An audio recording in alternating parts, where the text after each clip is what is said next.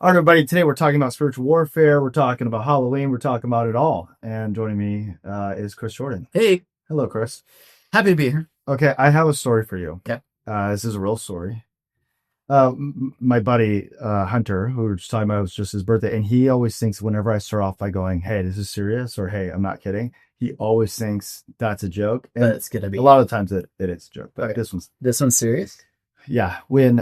So for those who maybe don't know, like the church my family's moving over for and my dad like applied for was a church in Richland called Desert Streams. Okay. And the story of how that even came about is long, but it was between him and two other pastors and he got the job.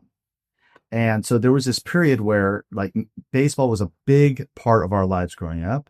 And Nolan, when you're 12 years old, you can go to the World Series, right?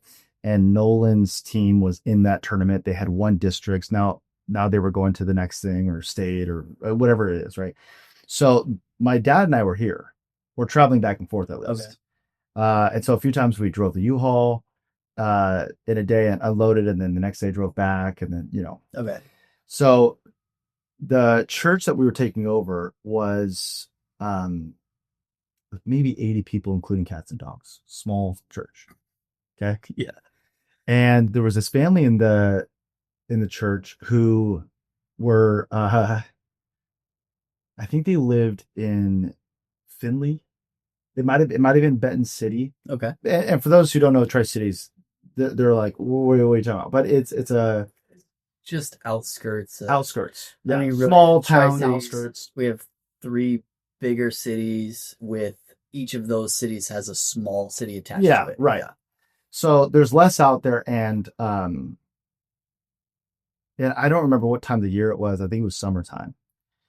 But they lived out, I mean, dude, out there. Mm-hmm. And there's no street lights. And we're staying at their house. And so we're driving, and there's just fields, rolling hills of like trees and like apple trees or something like that. And I get over the hill, and like, so it's very hilly, and we get over it, and I see something across the way. And it looked at the beginning like a person dressed in like one of the Scream costumes. You know what I mean? Yeah. Like the kind of the hood and all black. But you couldn't really tell. And I was 15 at this point. Wait, this is you and your dad driving? Yeah, me and my dad driving at night. Okay. We just got into town. I don't remember what we were doing that day, but we were driving into Tri-Cities. We were here for the weekend, and we're staying one night at this, somewhere out in the outskirts. Okay. I'm just really invested. Yeah, and we go down the hill, and it wasn't a big hill, just slight little up and downs. And as we're coming up, there's that person in that all black, and my dad was, I don't know, I'm guessing 15, 16 years ago at this point, but was probably going 40, 45. It wasn't super fast, but it wasn't like we slowly drove by. And the person looked at the car and smiled, but it did not look like a human smile.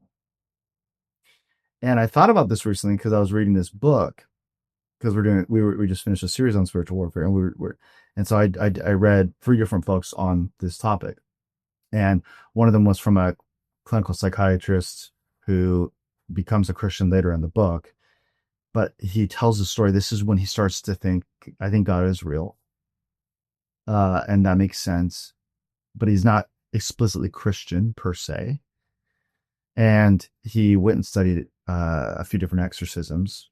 That there's a whole reason as to what led up to this, but sure, he says that there was this person, this gal, who made a smile with her face that he said he had tried to duplicate, like how a face could do that, for like an hour in the mirror.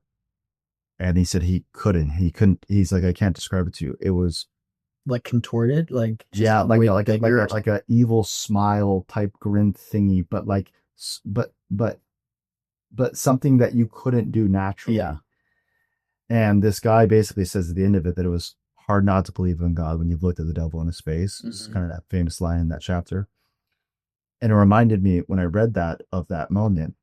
And we drive by, and my heart just sunk into my stomach. And to be fair, I'm not 100% sure what I just saw. Like, I don't know if this is Did your somebody. dad see it too? Well, he didn't say anything. So we come over the hill and we see something in the distance. And as we're getting closer, I go, "What is that?" And he goes, "I don't know." And we drive by it, and I look, and it looks at us, and it makes this weird smile. And this is like, I think the first weekend after we were told that, Matt, you got the job. Okay. And so we're just staying at this family's house in the church. And I don't know what I saw, but like just that instant, like, oh, that gut feeling, just, Mhm. oh, you don't even know how to describe it. And it didn't look human, but I don't want to rule out that it might have been a person, and it was dark and whatever. That's possible. So we get back to the house. So They hard to greet fall us. asleep that night. Well, I'll tell you this. So we get to their house, and really nice folks. And And their son walks in, and it was him on the side of the road. Little freak. and he's dead. And no, and and so they're letting us in this room. It's concrete floors. I just remember these details. It was concrete floor, Mhm. almost like a renovated garage or something. And there was a bunk bed. And my dad took the bottom bunk, and I took the top bunk. Naturally. Naturally. And I get up in the top bunk, and I'm, kind of putting blankets over me. And I said, we got there and didn't talk about it. And I said, "Did you see that? I don't remember what it's saying. Thing. Yeah. Yeah. And he goes, yeah. I said, "What was that?" And his exact words were, "I don't know." And I went, "Oh, okay." So you both acknowledged like it was something weird, He just, but you just didn't know what it was. I It's remember like a like, few years ago asking about that. I said, "You remember that?" He goes, "Oh, I kind of do." And I said, "I remember you saying you don't know." He goes, "Yeah, I didn't know." That was like 4 or 5 years ago. yeah. About that. And here's the thing, I'm not going to say 100% I know what it was, because I don't. And oftentimes there's explanations to some of those things, Yeah. but I'm just being honest and saying that I legitimately don't know what that was. It could have been a lot of things. Yeah. Well, like you said, it could have been a person, like some Right. creep out there in Finley. I mean, Yeah. they got the Finley ghost out there, Yeah. That's true. which Yeah. is kind of funny. Um, but legitimately, there is evil in the world, and it could have been something. I mean, I remember when the paranormal films started coming out, that, I don't know if you ever like saw the trailer for those. no, Whenever. that's the kind of scary that I don't do. Well, yeah, that I remember saying, like, when I remember seeing a trailer for it or something like that and being like, "No, I'm not watching that." Well, like that, when you were describing like this experience and seeing this thing, it reminded me of, and I haven't seen this movie either, but that is like a movie or a series or something called Smile. Hmm. Just recently it was out. I don't know I don't if it even. was like an All Apple right. TV thing or like a Yeah. movie thing, but there's some sort of character with this like gnarly smile. Yeah. And I don't know if it's whatever the scenario is, people get that smile and it just Yeah. it's like their whole No, face it's is creepy. contorted and Yeah. nasty. Yeah. Yeah. Yeah. Ugh. So I don't know. I don't know. I'll tell you one other thing though, real quick, and I'll make this a lot shorter. There was a gal in our youth ministry. Was she? I think. Yeah, I think so. And she had messaged me. I went to school with her. She was a year younger. Didn't know her super well, but I knew her. Mhm. But we weren't like friends or close per se.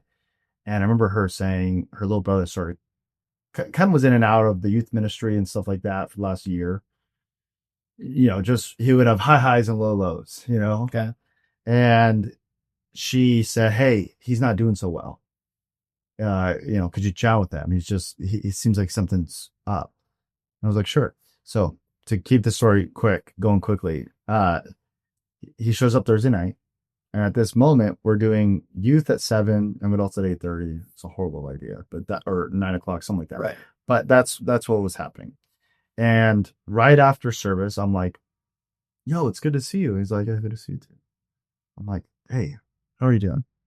He's like, "I'm not doing so well." I go, "Okay, you want to chat?" He goes, "Yeah, I want to chat."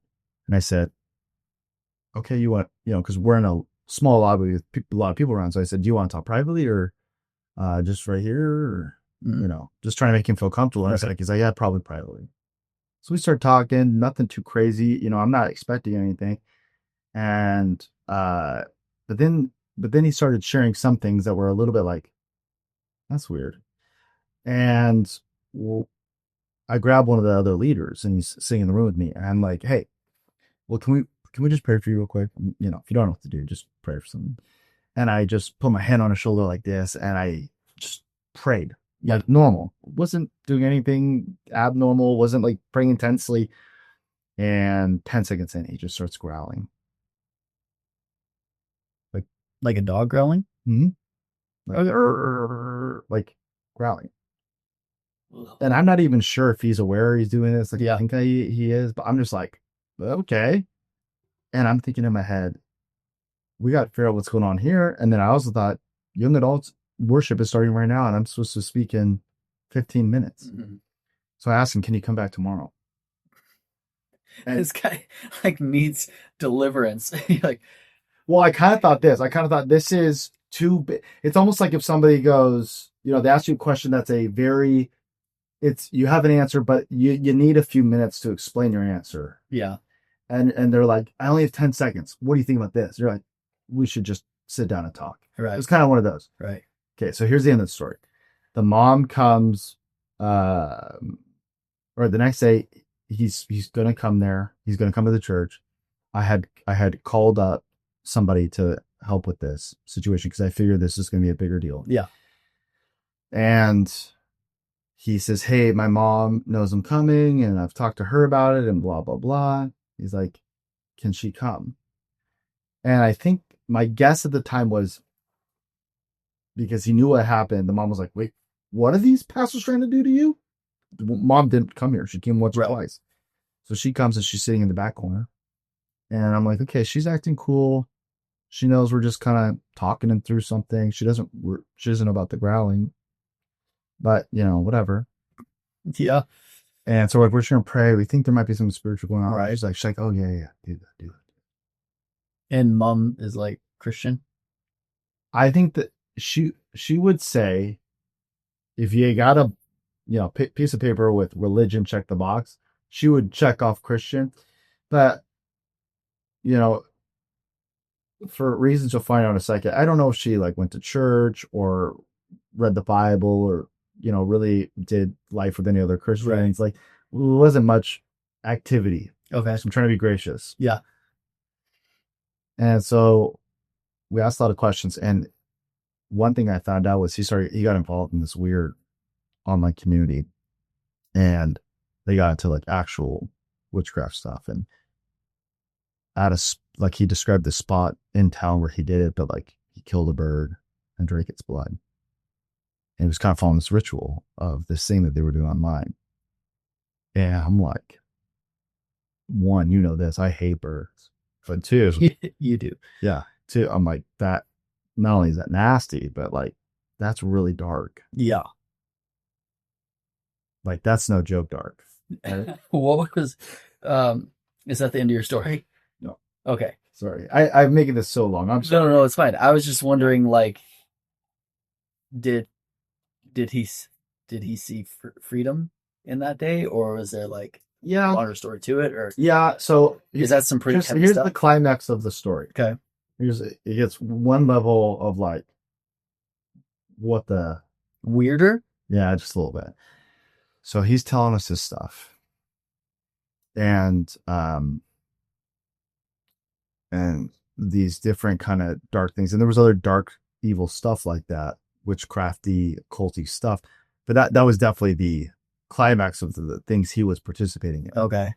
This little ceremony, sacrificial drinking blood thing, and so we probably for 45 minutes or just talking, asking questions, whatever, right? And then we go to pray again. Now, the person I have with me is briefed on the experience the night before. Okay. And that person starts leading in prayer. And guess what he does? Starts growling. But about 10 seconds after he starts growling, the mom behind us starts growling. So we're sitting at this thing. They're both growling. Yes, and we're praying over this kid. The mom is just sitting in the corner. She doesn't want to be a distraction. She just is like, what's going on with my kid? I wanted to, come and just see, like, my son goes here, Of course. Of course. And she starts growling. And I literally, as I'm praying, and he's growling, and then she starts growling, I literally, with my hand on shoulder, just turn around and go. And it's like, what? And this other person is praying right now. The person that's helping you out is praying for the, okay. Yeah. And then it was like, I didn't realize I ordered a McDouble. Is this your first experience with like stuff like this at that point? The very first experience was I was at Generation Church Conference in Seattle, and there was a gal that was in the balcony. My dad took the interns, and there was a gal down there who just started like, doing this whole free, wigging out. And started like, and it freaked. I was 12 years old. I remember it freaked me out that night. Yeah. Because I had no idea, and it didn't look normal. Okay. I remember asking my dad, I was like, wow. So like that was the first time viewing something to that extent. I was 12, 11. Yeah. So like personally, like leading somebody or like being like walking through it with somebody, was this the first time that you had like? I think that was the first time where there was like a direct manifestation. Physical manifestation of something. Now listen, like, if you go searching that stuff out, you can always find it. Yeah. But, I don't go looking for stuff per se. If someone's showing signs, then you go looking. Yeah. But yeah. Yeah. When we were on a mission trip in Panama, you go on a mission trip and there's like, however many people you have like a group of people that are selected to be like the ones who get to preach on the nights. Oh yeah. And so I got to preach on one of the nights. It was actually, I think it was my 16th or 17th birthday. And was it? Have I told the story before? You just remembered? No, do you remember what I preached on? So the mic was like gold, and that was kind of cool. Okay. Yeah. But we're in this like, it's like no walls, but it's got a roof, and it's this pretty big church setup thing, and there's an interpreter, and so I don't know if you've spoken with an interpreter before, but it's like it's Africa. Little give and take, You got to learn. Yeah. Yes. You got to have your pauses, but like as soon as I was done and we did like the altar call part, we had people coming up and getting prayer, and that part was awesome, like getting prayer for people. There was a guy on the side that started like manifesting, and he's like screaming, and they asked the adults to come over, and it was like it took like 10 guys to physically like restrain him because he was throwing chairs at the stage, and like, are you sure he wasn't just upset? Just a little. He was just a little ticked off because something got lost in translation. My joke. Someone's like, Chris, maybe we should stop the search. Like, no, he's just a little pissy. He's just fussy. Get him a Snickers bar. You're not you when you're hungry. Snickers. Yeah. So I know, like, obviously that stuff's real. And it's just, yeah, like you said, I don't go seeking it out. It actually, like, demons and darkness and the paranormal stuff. When I first, I've gone to church for most of my life, but when I first like you grew up in church too, but there's that like moment where you stop going to church because your parents went to church, but you like personally have like a real sort of, okay, I'm all in on this. Sure. Once I had that sort of decision made, I won church. Yeah. Like, I love Jesus. Yeah. He loves me. And not that you didn't before. It's just like this new realization. Right. Yeah. It's like, yeah, I go to church because my parents take me there. Right. We like youth group because there's games and we do lock-ins or whatever it is.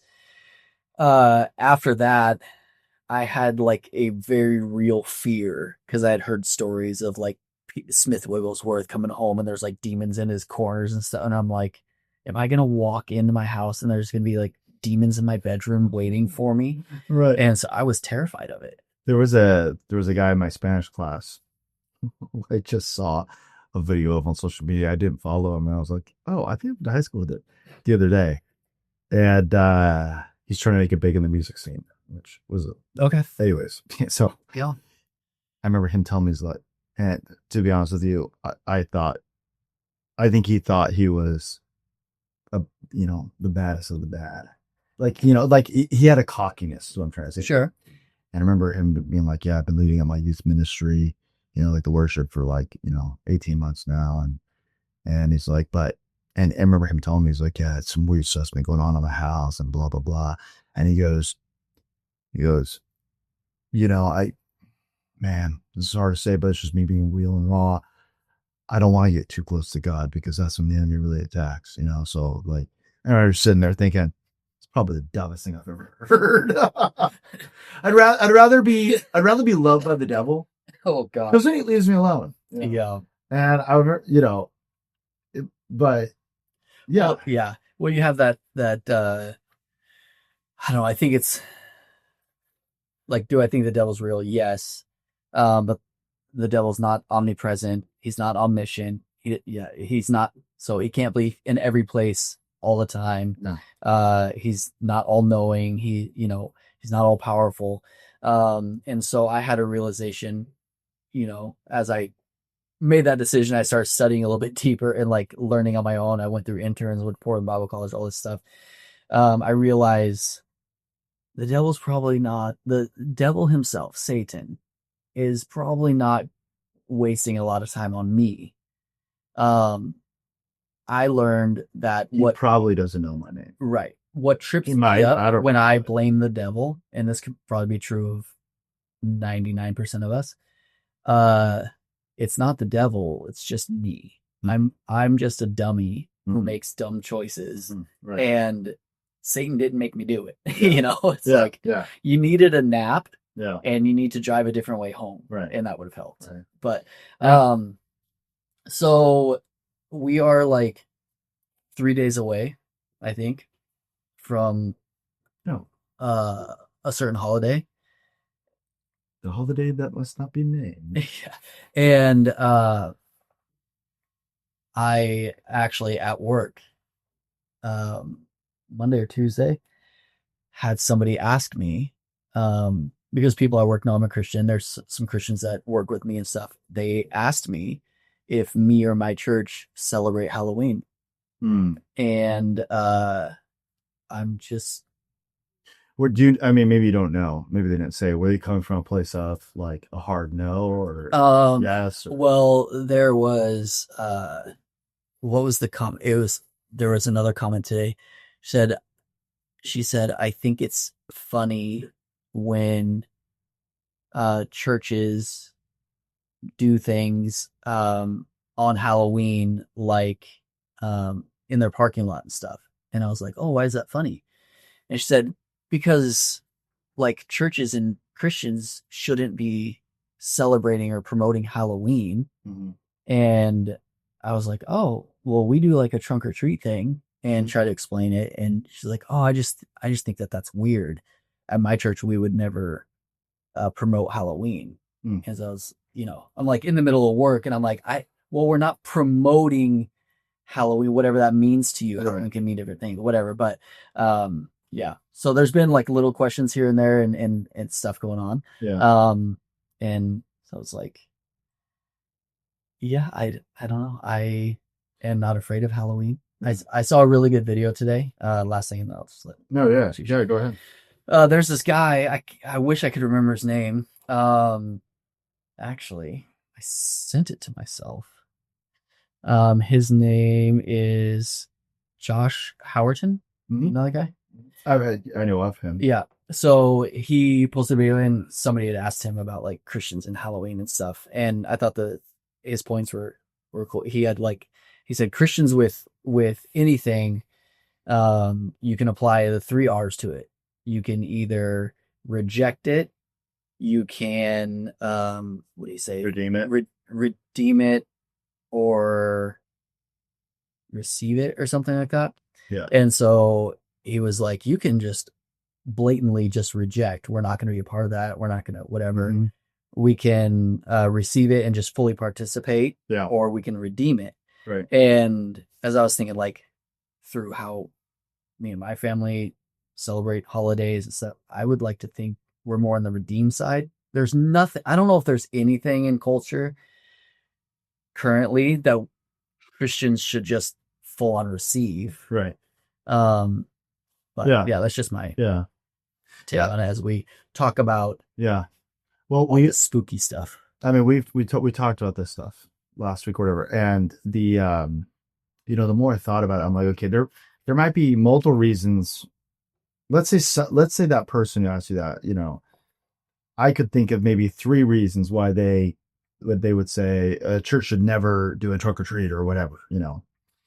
It might be the claim that we've heard so commonly on social media that the origins of it are pagan, and that the actual actions that people do on Halloween are pagan. Yeah. Right. The second one could be is that there is heightened demonic activity that night, and there's curses. That's me trying to say witches and curses at the same time. Okay. There's witches, warlocks casting curses and hexes and spells and whatever on the candy and the others. So there's that. So that's demonic activities. Number 2. Number 1 is the pagan origins, and then number 3. Well, I guess there might be 4, but number 3 someone might just go, no, listen, I don't think trick or treating's wrong. I don't think the origins are wrong. There's pagan origins. I don't think trick or treating is wrong, but the holiday as a whole promotes fear and death and darkness and whatnot. And like, even if I think it's okay to do those things, why would you want to be associated with those things? Sure. Right? Yeah. And then the last one might be that people just have certain sensitivities or proclivities to certain things.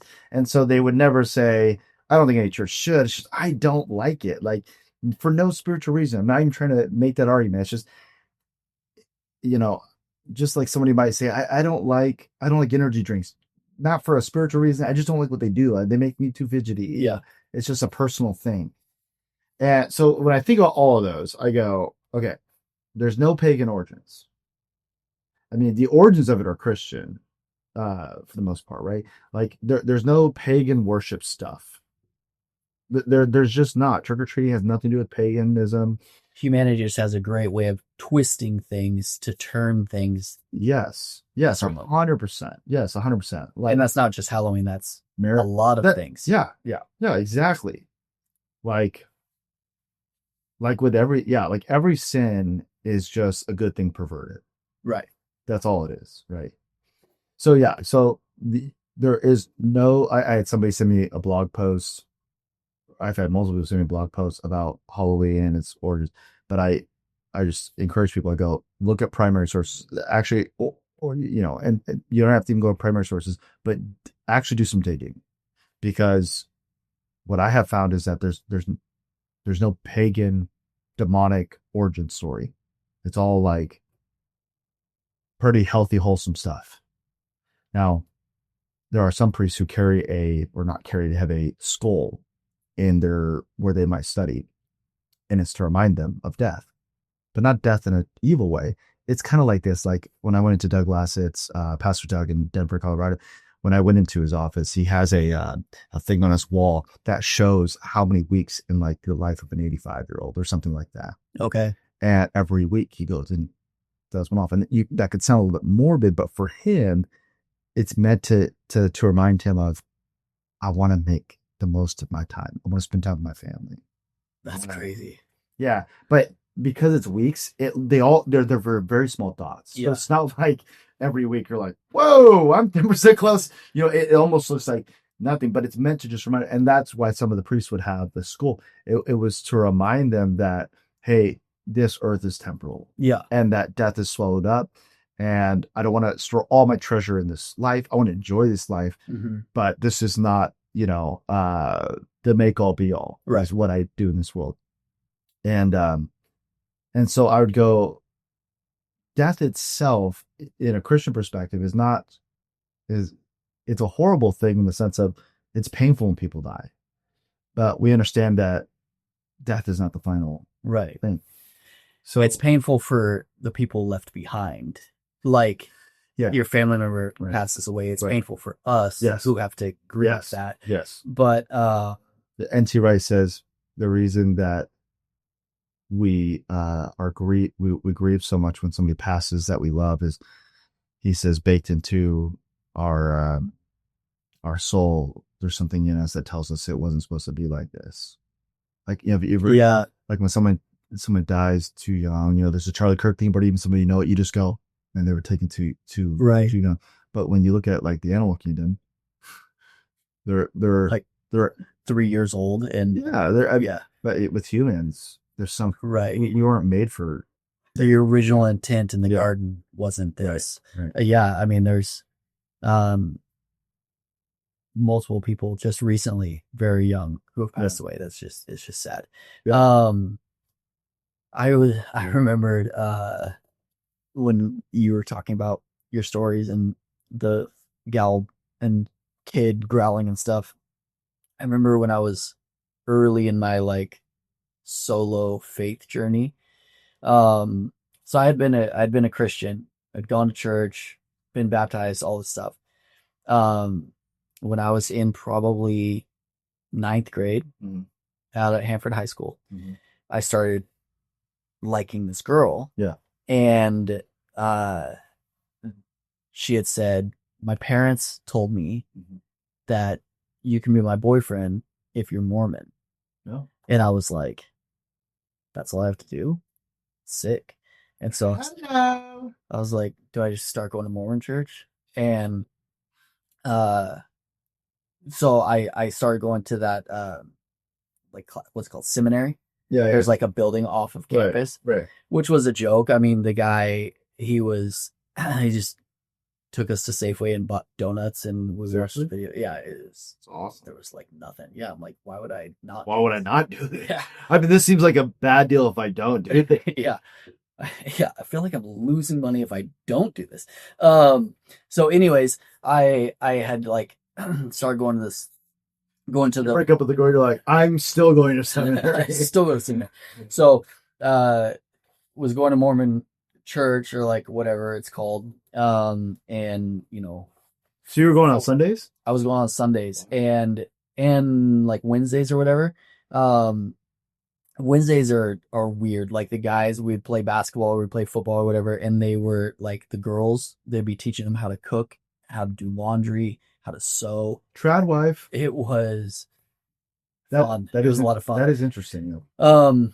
But at one of the Sunday like not get together, like services, they break it up. So you have like everybody together for the first hour, and then you have like different sections. So we'd go like guys and girls in our age group to this one room, and then all the guys would go to one, and I don't know what the girls do. But in one of the things, I went into the guys group, and they were like, you know, I've been going for maybe 6 months or something.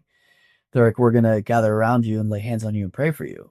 And I was like, that sounds normal. That sounds like, you know, where I went to church, like lay hands on you and pray for you. Amen, brother. I've had hands laid on me and prayed for me lots of times. Yeah. Nothing ever felt like this. Okay. It was stifling hot all of a sudden. Like almost painful hot. Okay. And it was, I remember being winter. It was cold outside. Yeah. But I'm like, I might pass out. It's so hot in here all of a sudden. Yeah. And there's probably 15 people praying for me. And I couldn't tell you a word that they prayed. I just knew I felt sick as soon as they started praying. And I never went back after that. I told my mom, like, it was weird. I didn't like it. I'm not going back. She kept going for a little while longer. And then once I started on this, like, it was right after that. Yeah, so I was probably 15, 16. Right after that summer, went to a church camp, had my own personal experience with Jesus, rededicate, give my life to him. Like, I'm done chasing religions for girls or whatever. Yeah. And I met with this guy in our church who would do like theophostics type stuff, like digging up roots of Oh, sins, and like you yeah, confess yeah. things and get it out. And so we did this one session where, I mean, it was like 3 hours of like reading through stuff and confessing things. And it was like, whether you have like um, Messianic origins or like maybe your grandparents. And we talked at like Generational curse. generational curses, which when you started talking on Sunday, I text Jackie because Noah's in the middle of us. I text her and I was like, I don't necessarily believe in generational curses, but I believe that habits and traits and things can be picked up. And she's like, yeah, me too. I'm like, okay, we're on the same page. But no, I thought you did a great job talking about that. Thanks. So we go through and we started talking about like renouncing past religions, Mormonism and these sorts of things. And he grabs this trash can and he was like, you might throw up here. And I was like, excuse me? Yeah. And he was like, yeah, sometimes demons like to manifest in you throw up. And I go, do you think I have demons? And he was like, well, that's what we're trying to get rid of. And I was like, okay, hold on. So yes, I thought we were just like praying for stuff, and now all of a sudden I've got demons. Chris. Hey, Chris, listen. I was just praying for you, and you got about 4 of them demons right up beside of you. I'll reach you down in there. You might throw it. You know, sometimes you get Taco Bell late at night. You feel like you got a demon inside you, but Taco Bell, Taco Hell. But have you been eating the Diablo sauce at Taco Bell? Because I sense a demon. I've been having Diablo sauce, Pastor. What's that movie? Superbad. Have you seen Superbad? Yeah, I don't remember it. But when it's like, you're gonna make the demons come out. I've been drinking green tea all day. Anyways, so I know my all that to say, I've had some weird experiences personally myself, but I know my thoughts and beliefs on, as we talk about, like, you know, the spooky paranormal dark side of our real spiritual battle and lives that we live. I know my beliefs, but what are your thoughts on that? Like what that guy told me, like, you know, I know you're a Christian, I know you're saved, but you might have demons lit on you. Okay. This is something we were talking about how some people can, you know, for some people, this is such a huge thing for them. Like, what side of the fence are you on Halloween? You know how, I mean, of course you've heard this. A lot of Christians they've been in church a long time, but they're like, is that even a salvation issue? And what they're trying to say is this an essential? Yeah. Is this, you know, because the more essential a doctrine or a belief is, the more we want to fight for it and protect it. Basically, like, if I do this, does it keep me out of heaven? Yeah. You know, what are the things that make Christianity? Like, we could disagree on some of these secondary or third tier issues, and we're both still Christian. But man, if you reject this, that's when it's like, you're not. No, you're kind of outside. And it seems like for some people, Halloween is part of that essential list, right? Okay. For some people. Yeah. But here's actually what gives me a sense of, oh man, I gotta be careful. This could sound like I'm trying to do a humble brag. But what I'm trying text it to me, I'll say it. Okay, thank you. Yeah, no, but what I was gonna say was, there has been stuff around this topic that I have changed my mind on. Like in studying, like where I went, man, I used to think this, but I don't think that's right now. Or I think I would say it differently or whatever. Mm-hmm.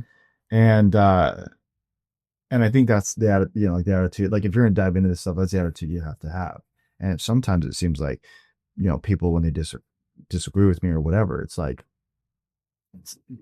they're so hooked into their thing, right, that they're not even willing to hear another perspective. But where it's like, dude, on a bunch of the stuff you're about to say, we're going to probably agree on.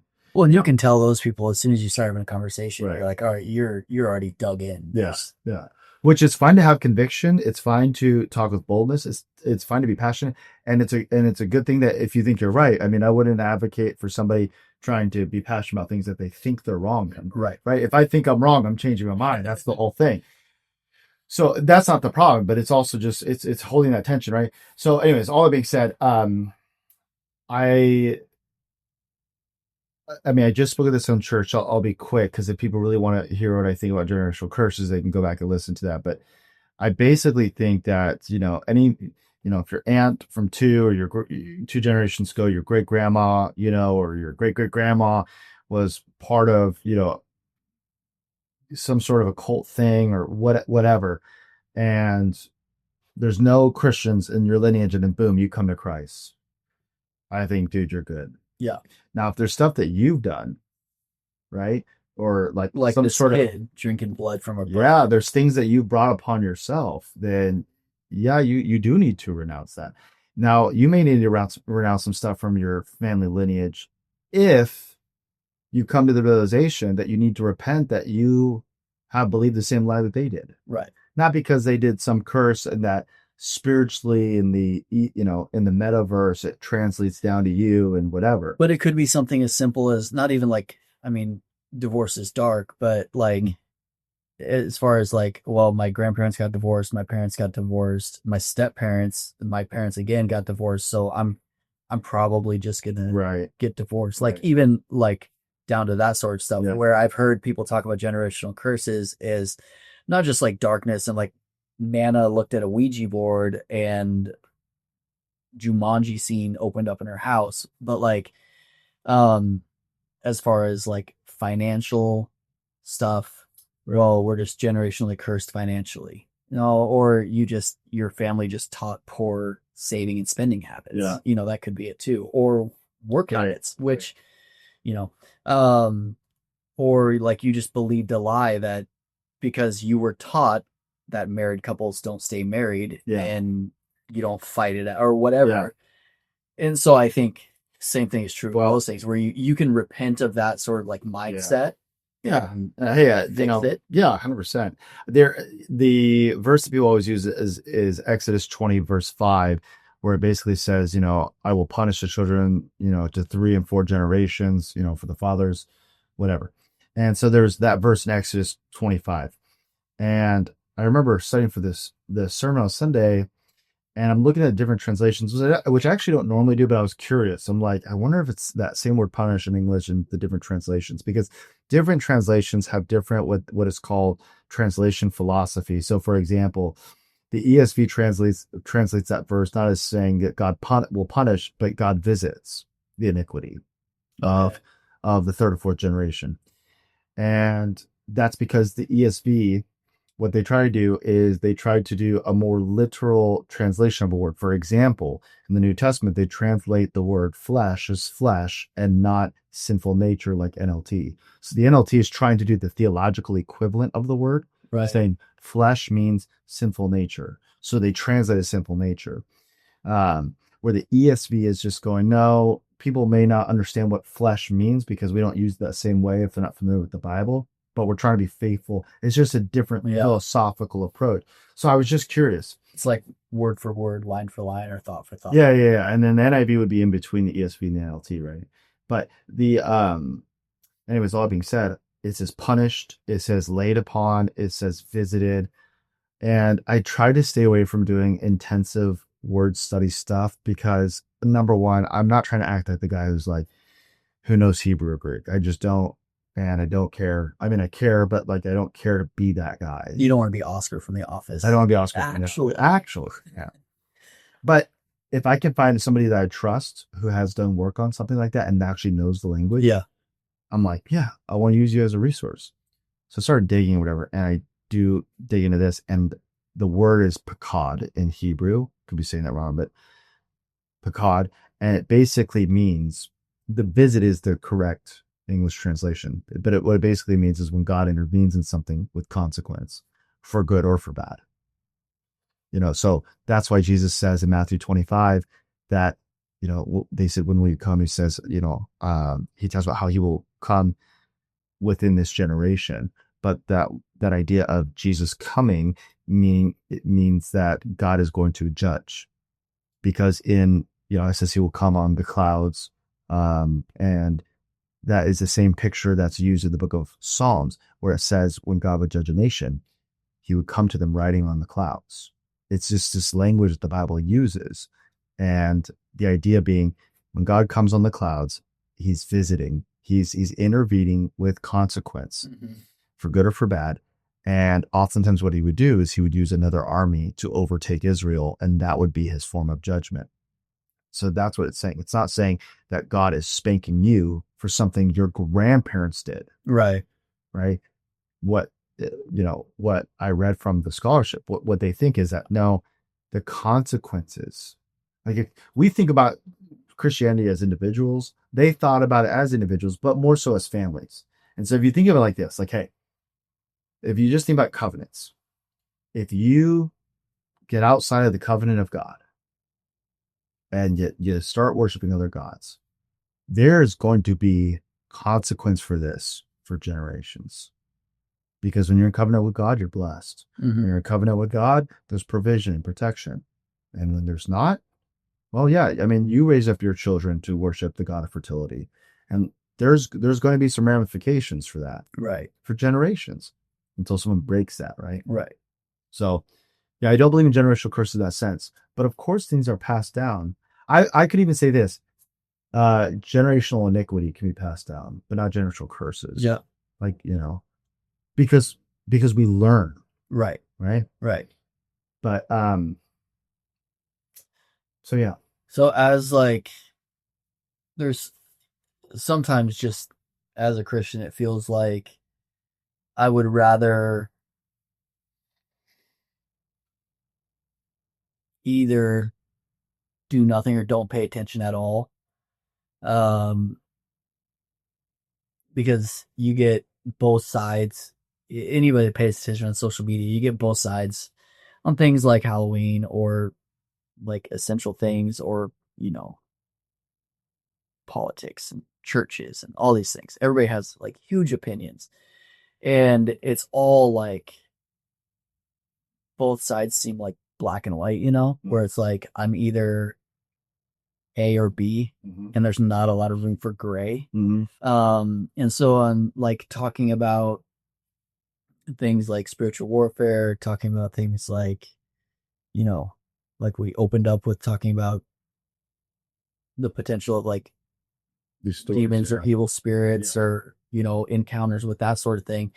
As a Christian, and then you're like praying for this kid who's growling, who has some sort of Christian background, mom has some sort of Christian background. Like, in your opinion, what should our responsibility be in like, not necessarily addressing, I'm not saying like we go like witch hunting, but like, what do we do? Like, I can't just go, well, I don't believe that evil exists, so I'm going to do whatever I want. Yeah. And I don't want to go, well, I believe that evil's everywhere, so I'm going to hide in a bunker with my family and wait for Jesus to come back. There's got to be something in the middle. Yeah.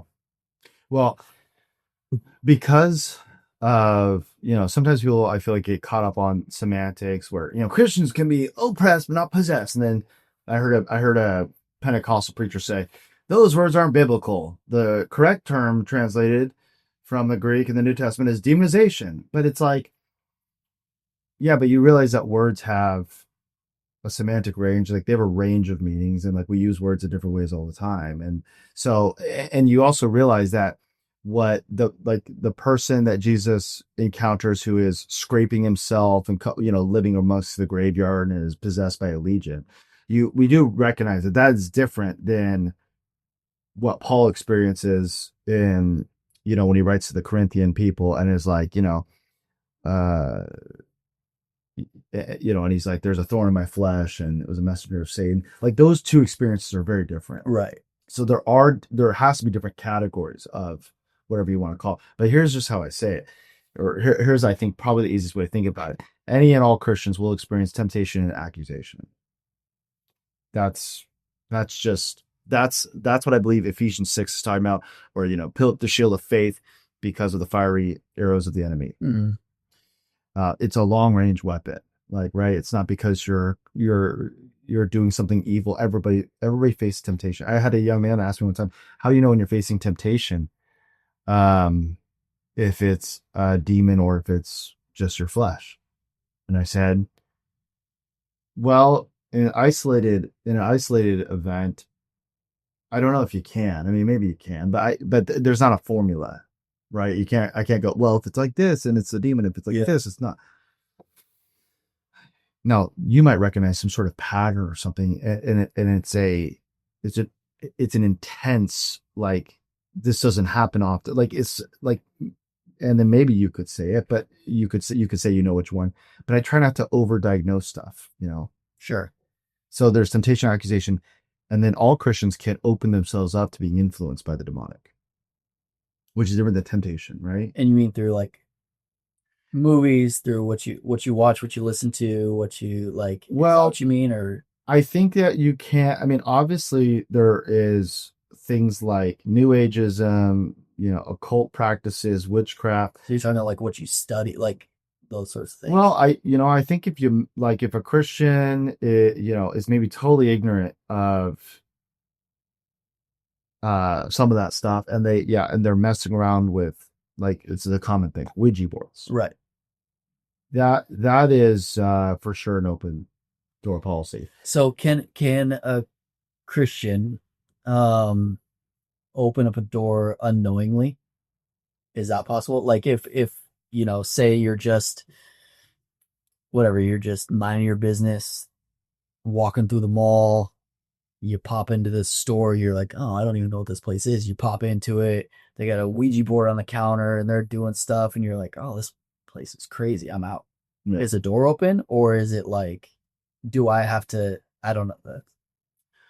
Well, I think. Did you put yourself in a scenario where now you should go pray? I would probably pray real quick just because it would give me goosebumps, and I'd be like, you should probably repent. Yeah.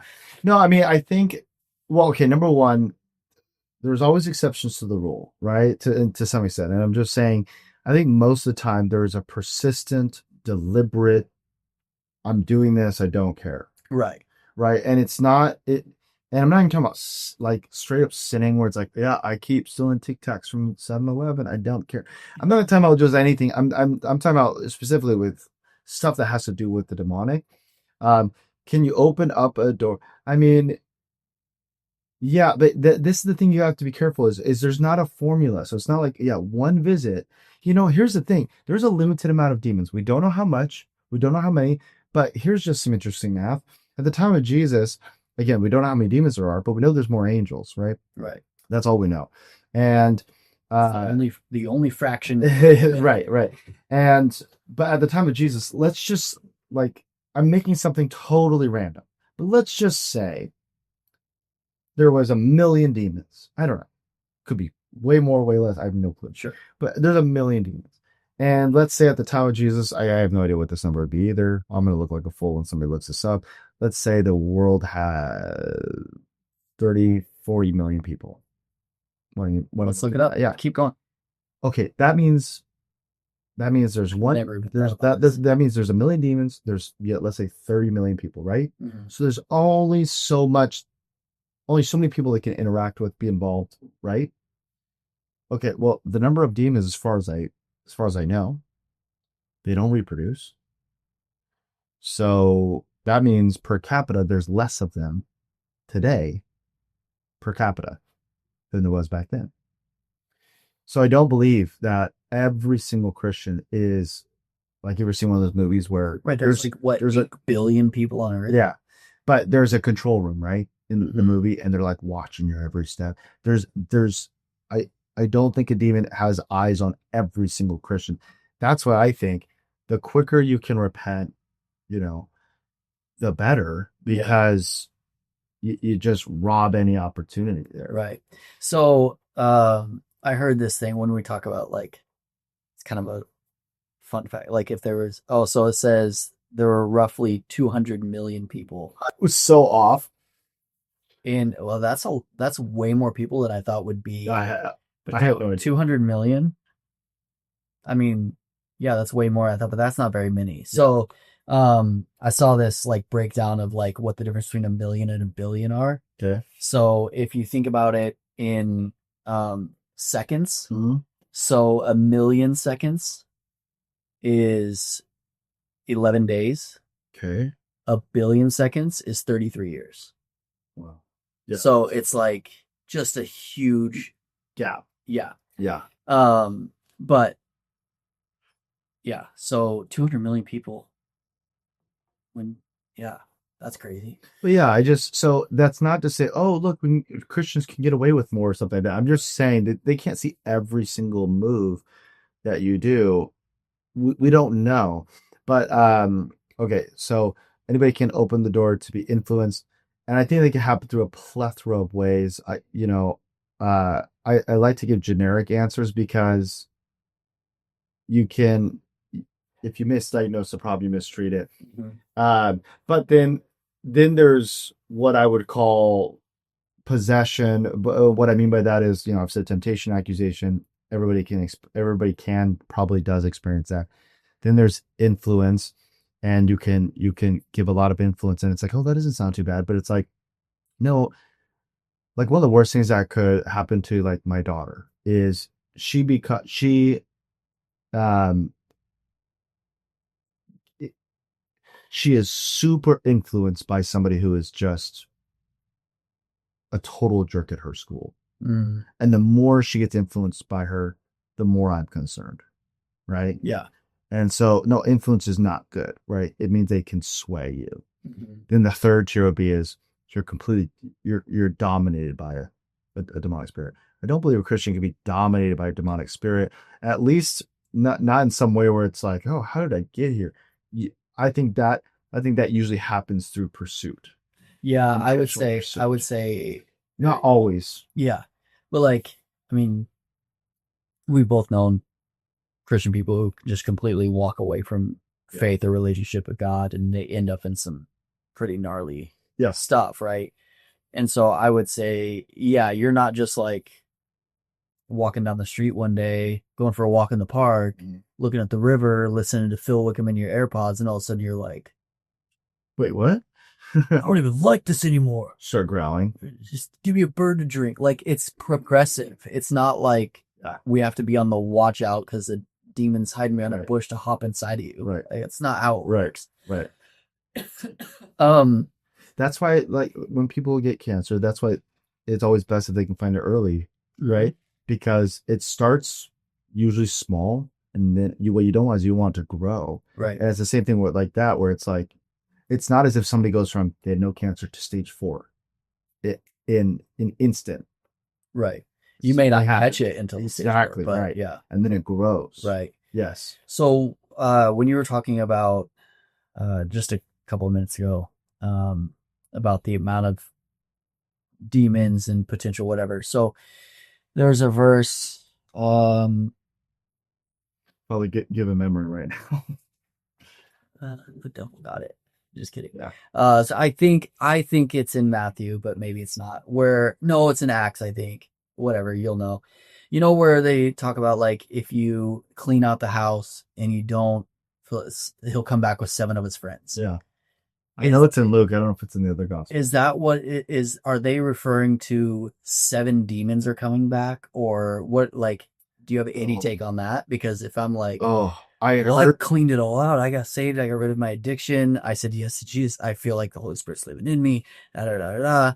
Do I need to be like staying up at my front door at night waiting for 7 big old demons coming after me? Yeah, I wish I could remember. I remember a while back reading some commentaries on this passage, and there was somebody who had just a brilliant thought. It might have even been, I can't remember who it was, but yeah, like listen, there is really no good reason to like. I'm not gonna pray for somebody to get demonic relief if they don't want to give their life to Christ. No, like in a hypothetical situation, which is unlikely. I'm walking down the side of the street or something like that, and somebody is in pain, and they're like, and someone goes, can you pray for him? Right, sure, Yeah. yes. But if someone comes to me and they're like, no, and they're not willing, because you can't divorce the solution from the person of Christ, Right. right? There's not a formula. This isn't a spell. This isn't secular Right. therapy. Well, Can't fix. I've been dealing with this Right. cycle in my life and I want to get out of it. Yeah, yeah. Okay, well, the way out of it, like I'll pray for you, but the way out of it is Christ. Christ. Yeah. No, I don't want that. Well, then what can I do for you? Exactly. Yeah. So, I think that's the principle in the Luke. I'm trying to pull it up real quick just to read it. But it's Luke 48:48, I think. No, it's not. I don't know. Doesn't matter. But how I went right past it, that's why. Luke 8:26. This is where Jesus said, what is your name? He said Legion, for many demons had entered him, and this whole story goes on. But here's the part you were talking about. I'm trying to find it. He said that all the people of the surrounding country, as in a par, for they received with a great fear. So got into a boat and returned. The man from whom the demons had gone begged that he might be with them, return your home, and declare how much God has done for you. No, okay, never mind. Okay. But yes, I think ultimately, if I think of intruders, and right, and I go, You got to put up a security system. right, but if I go, if my neighbor calls me and they're like, oh, there's an intruder, and I go and I get rid of them, and I go, hey, you got to lock your door, dude. Or they're going to come back because they know your door's open. Yeah, he's like, no, I just wanted to get rid of them. Okay, so are you like actually stupid? Does your neighbor watch this? Hey, Doug, I just want to say something to you, Doug. That's my neighbor. Look in that camera and tell Doug. Sheila! So, okay. I don't know how long you want this to go, but we've talked about the fact that all this stuff exists, right? What on the other side of it? So, like, there's darkness, there's demons, there's yada, yada, yada. Whole gamut of things. But as a Christian, I have some authority. Yeah. Right? Yeah. I have some power. I heard, like, when I was telling you about that Smith Wigglesworth story. Right. They told us this story. A preacher came into our youth group, guest preacher, and he was, talking about the stuff like, we have to go and fight, and we're gonna take on the demons, and we're gonna, whatever. And he tells a story about Smith Wigglesworth coming home from an event, and there was a demon that moved his bed, and he said, "Put it back." And then the bed goes flying back across the room, and he shut the door so the demon couldn't get out. And he's turned on worship music, and he just praised and worshiped and heard the demon screeching. And then he opened the door, and he was tormenting the devil, not the devil tormenting him, and all this stuff. And so I'm like, what the heck is my role in all this? And so I know, like, at night, if I'm going to bed and we had guests over that I don't really know, whatever, like I legitimately will pray and, like, God, cleanse our house, protect our house, let us sleep well, let us all be healthy. Yeah. Because it's your home and you just want it safe and whole and whatever. If I wake up in the middle of the night and I hear like a bump or a knock, or I wake up a little bit anxious, I pray and then I fall back asleep peacefully. If my giant dog downstairs is not freaking out, I know there's nobody that broke in and it's something else. Right.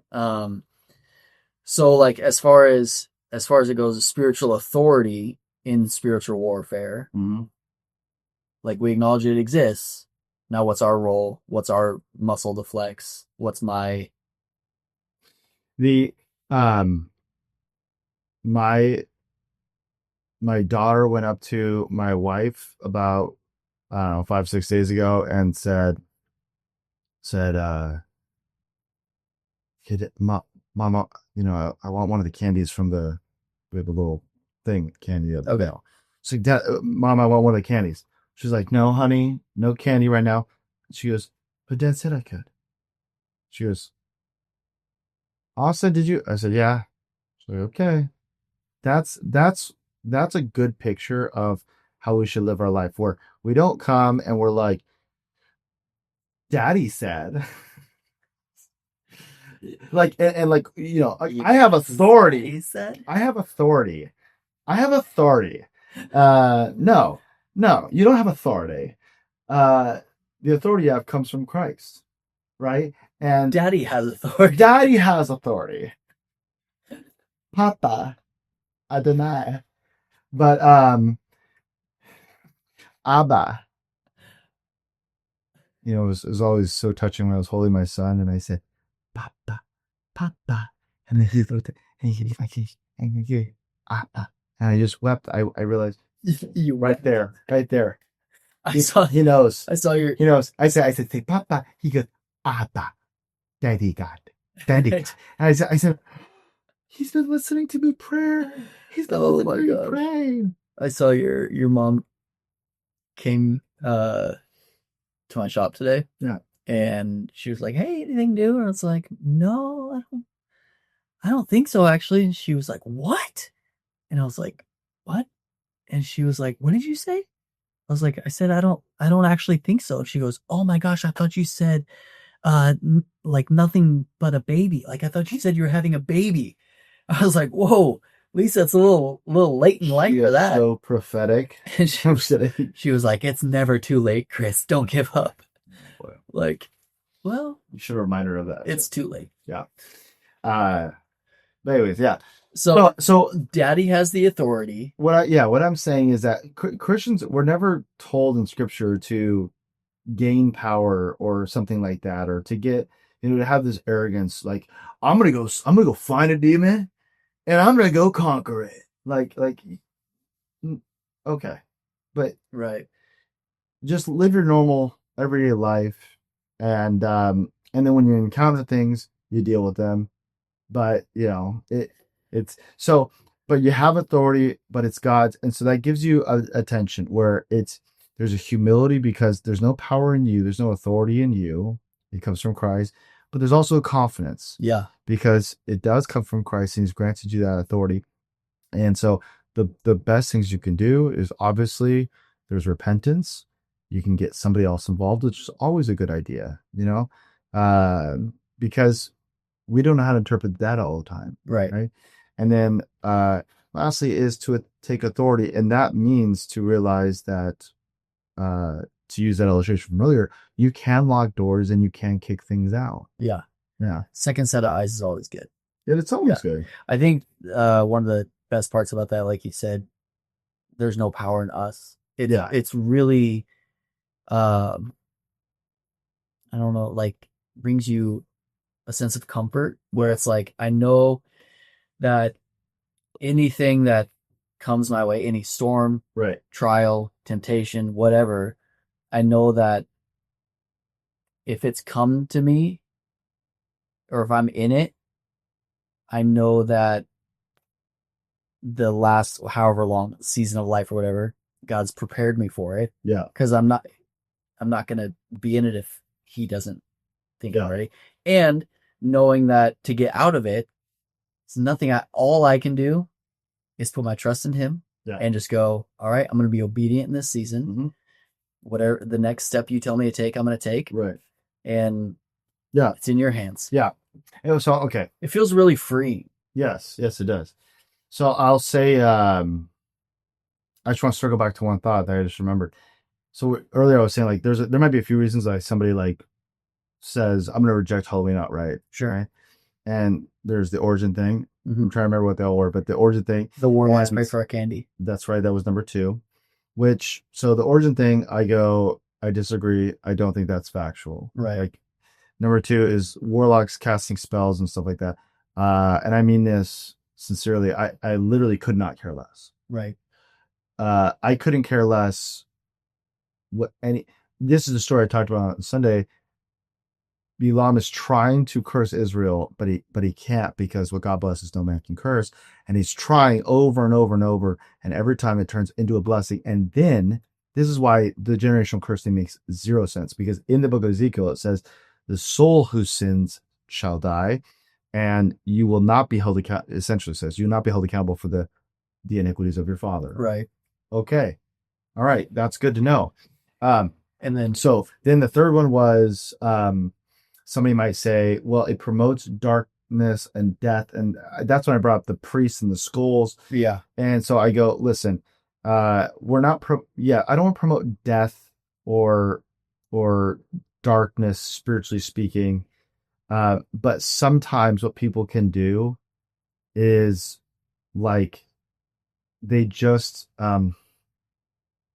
it's the same type of people who say Lord of the Rings, Harry Potter, like any movie that has a wizard or has Pokemon magic, Go. Pokemon Go, it's all demonic. Mm-hmm. And it's like, Sonic the Hedgehog. I do not understand it because like in the Lord of the Rings books, Gandalf the Grey is kind of this type and figure of the Holy Spirit, right? And he is the most powerful or one of any creatures in all of Middle Earth. Okay. And the only reason he's not wielding his power against people everywhere he goes is because before Middle Earth, he made a pact, he made a pledge that he would not wield his power against other creatures in Middle Earth. So, anyways, all that being said, what people can just do is they can just take a word association, a reference, and attach the same meaning to it in every context. Right. Right. Where it's like, hey, let's be a little bit of adults here, right? If my son wants to dress up as Gandalf the Grey, that is so different than him actually saying, I want to learn witchcraft. Right. Or even dressing like a devil or a demon. Like my son will never dress like a devil on Halloween. Right. But if he wants to be Buzz Lightyear, great. Well, Good for you. This is my whole But he's 15, so that'd be weird too. right. Yeah. But that this is my whole principle is if it's wrong to do on Halloween, it's wrong to do any other day of the year. But if it's not wrong to do on Halloween or not wrong to do on a different Any day other of the day year, then it's not wrong to do on Halloween. Right. Now, people disagree for different reasons, and that's fine. There's some of the reasons I get. The origin thing, I don't, that doesn't make sense to me.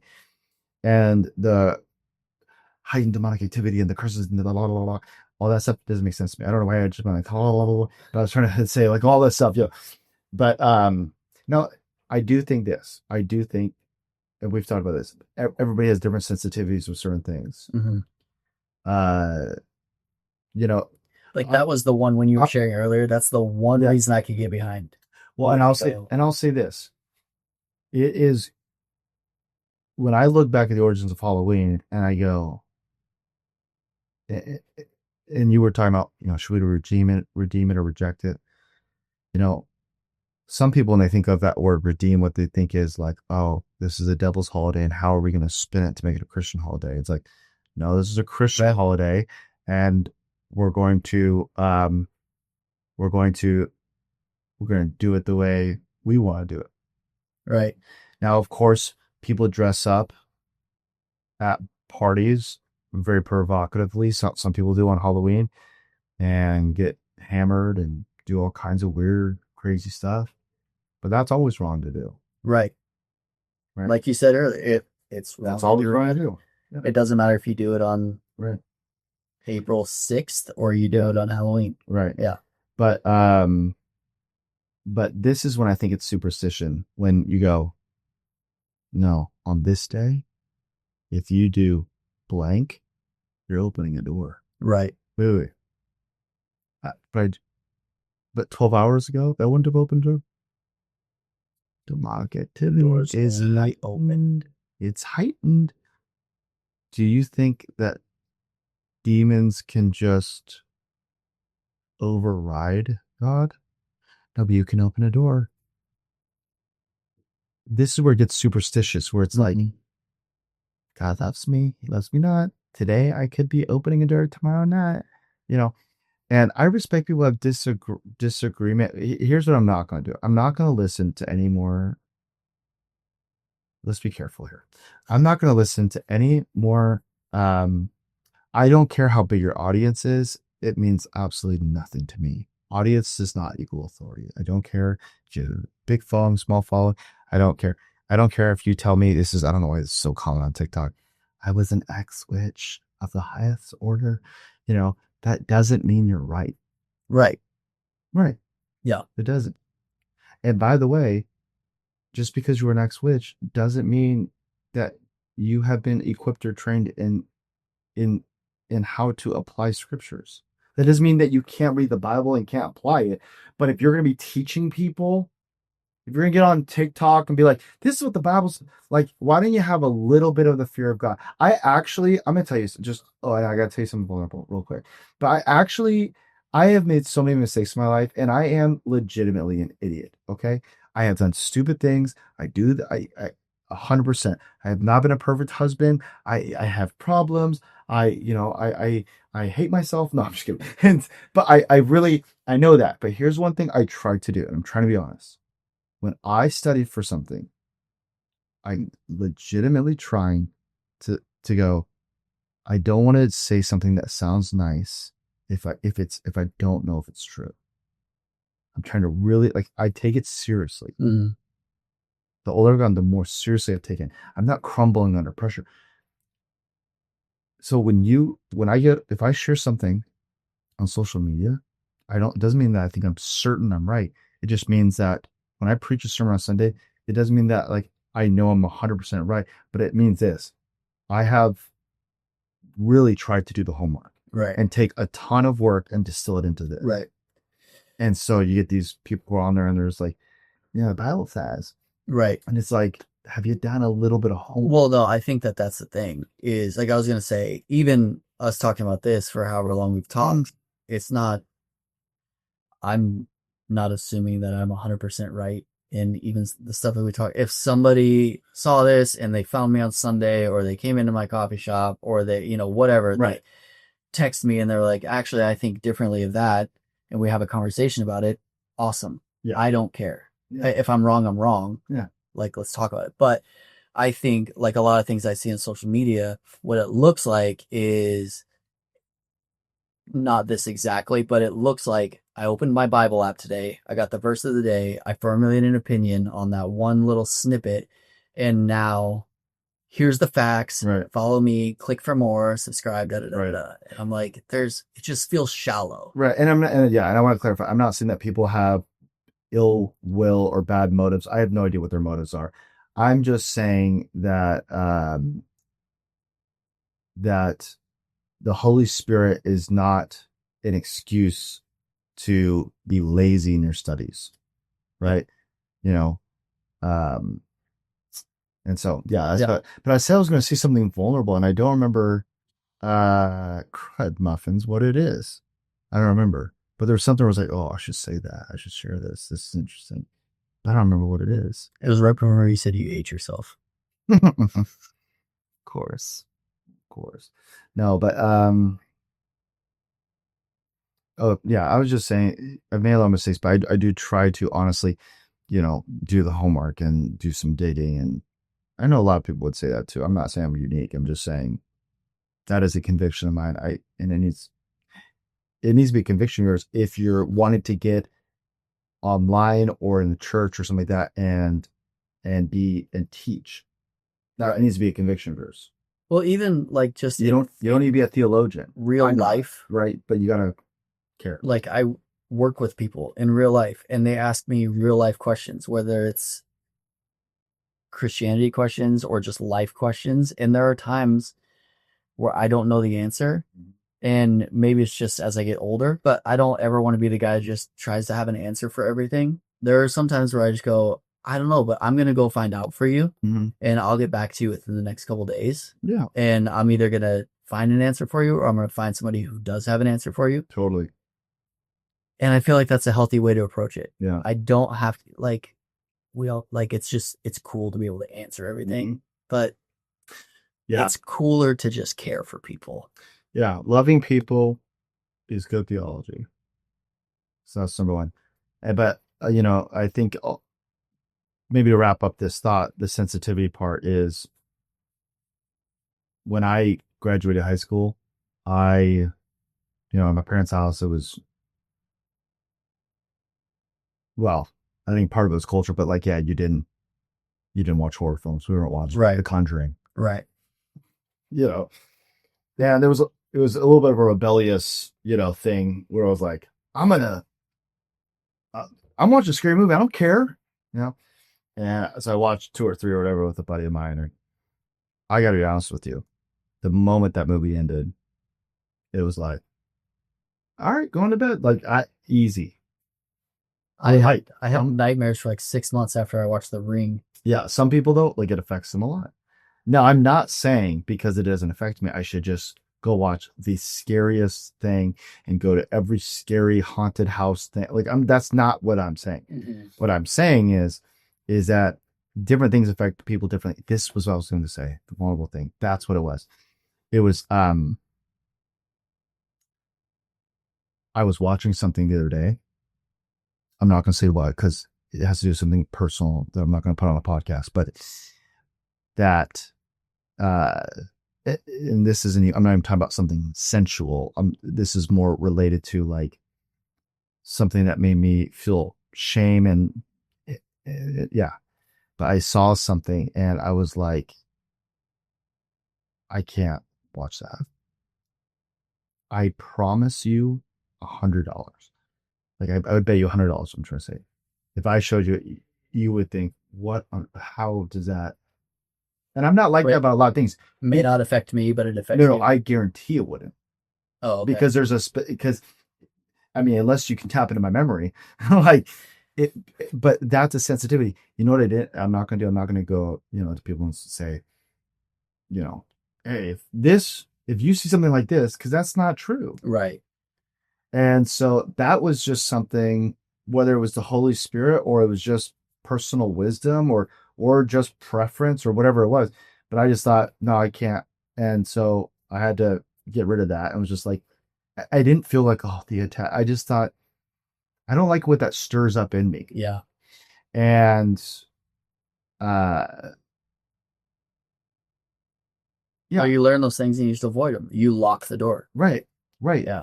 But so there are real things. And so could horror films open doors? It can. That doesn't mean it does, but right. It can. But a lot of things can open up for influence. Yeah. But what I don't want to do is I don't want to put a boogeyman under every single corner. And people are like, oh man, I just living in fear. Like that is so stupid. Right. Right. Yeah. Chesterton says, how does it go? Idolatry doesn't come just from creating false gods, but creating false devils. Yeah. And so there's a tension there. And it's like, I know this stuff is real and people should be honestly, vigilant. Yeah. But it's like wisdom is knowing what's a sensitivity for you versus what's a command in scripture. Yeah. All right, everybody, that is the conclusion of today's episode. I want to let you know real quick though, that I had a new book that just came out in last September, and I'm very proud of it, very excited about it as well. It's called The Soul Search for Story. If you haven't bought it, haven't heard of it, please check it out. Go to Amazon, search for The Soul Search for Story by Austin Molt. And if you're somebody who's like, man, I enjoy reading or enjoy learning, but I'm not maybe the most disciplined reader, that's why I wrote this book intentionally under 100 pages. And so it's a short read, but my goal was to make sure that every page carried weight and that it felt like a punch every single chapter. So I put a lot of work into it. Go check it out. Leave a review on Amazon. You can buy it in the digital version on the Kindle app, or you can buy the hardback copy as well. And yeah, I hope you enjoy it. If you read it, let me know. And make sure to subscribe to this podcast on whatever platform you are listening to. And yeah, I'm glad that you're here joining me on this episode. See you soon.